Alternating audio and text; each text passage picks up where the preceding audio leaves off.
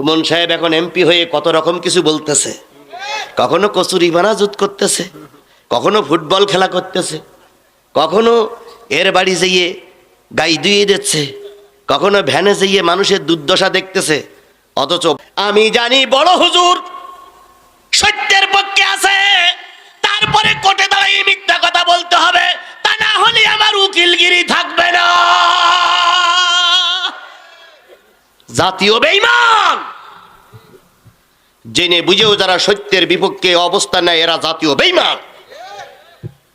সুমন সাহেব এখন এমপি হয়ে কত রকম কিছু বলতেছে। কখনো কচুরি বানাজুত করতেছে, কখনো ফুটবল খেলা করতেছে, কখনো এর বাড়ি যেয়ে গাই ধুয়ে দিচ্ছে, কখনো ভ্যানে যেয়ে মানুষের দুর্দশা দেখতেছে।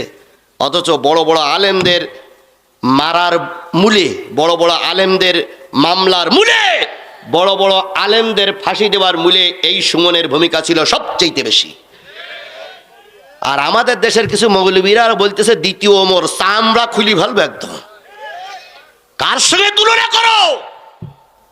কোথায় আব্বাস আর কোথায় গাবগাছ, কোথায় দমকাল আর কোথায় বদনার নল, কোথায় শেখ সাদি আর কোথায় ছাগলের নাদি? কার সঙ্গে তুলনা করো? মৌলবীর গোষ্ঠী কয়েল হলে দ্বিতীয় ওমর। কত টাকা খাইছাও ভেজাল মার্কা হুজুর? হক কথাটাই বলো, চাকরি থাকে থাক, না থাকে না থাক। চাকরি না থাকলে উল্লাপাড়ার মোড়ে পানের দোকান করে খাইও, ওই টাকায় আল্লাহ বরকত দেবে। কিন্তু জাতির সঙ্গে গাদ্দারি করো না, মারার পরে জাতি তোমার কবরের পরে জুতা ফেলে মারবে।